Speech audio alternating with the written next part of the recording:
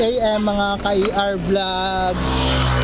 Eto, nagbabike papunta ng Dolores, Quezon. Sisimba ang ER vlog. Buti at hindi po umulan. Kaya nakakapag-bike ang ER vlog papunta ng Dolores, Quezon.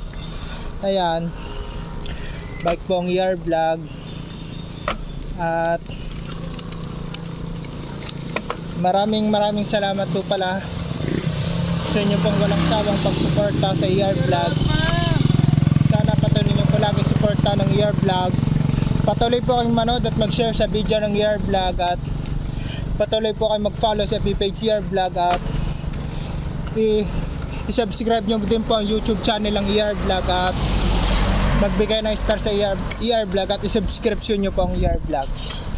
Dahil kung di nyo po gawa, wala pong ER vlog. Kaya malaki po ang pasasalamat sa inyo ng ER vlog.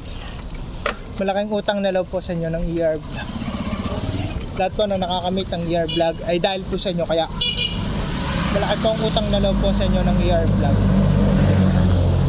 At shoutout po sa mga lagi nagpapa-shoutout kina Jetniel Bravo ng Talisay, kay Mar Adobe Manalo ng Lusakan, kay Joel Atienza at kay DJ Yala ng Poblasyon, kay Ma'am Merced, kay Sir Haji ng SBO Library, kay Ma'am Maros ng MSWD, kay Christian Tano Magbaw ng Kipot, kay Sweetie Vlog, kay Utoy anak ni Inay ng Del Rosario, kay Ma'am Miling Gapos, kay Sir Willie Dado, kay Goodbye Vlog, kay Boss Bunny Romulo Mendoza, Tagalusakan siya pero sa SB nagtatrabaho, kay Kapitan June Fernando ng Ayusan Uno, sa ninong ko sa Bulacan, kay Ninong Alex Iberle, kay Tyron Evangelista, pinapa-shoutout yung lagi sa akin ng aking kaklase na si Eric Belen, si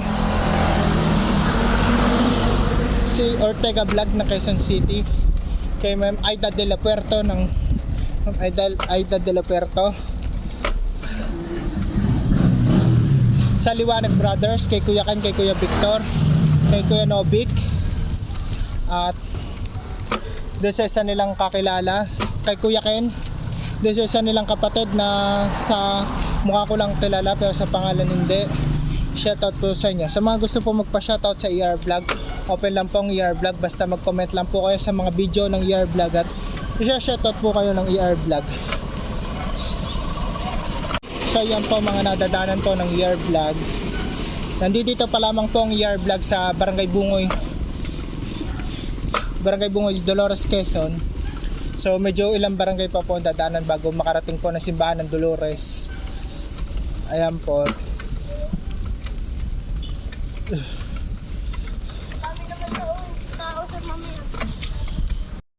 So yun po mga nadaanan po ng ER vlog. So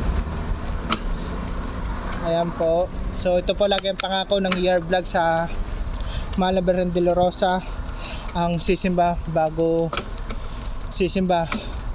tuwing dati tuwing araw ng Biyernes to may so lagi may trabaho ng ER vlog, kaya linggo na, at saka lang hindi nakakasimba pag araw ng linggo ang ER vlog sa Dolores pag second Sunday ng buwan, dahil member na po ang ER vlog na Knights of Columbus. Sa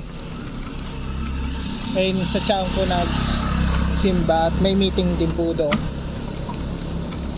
Kaya ito po,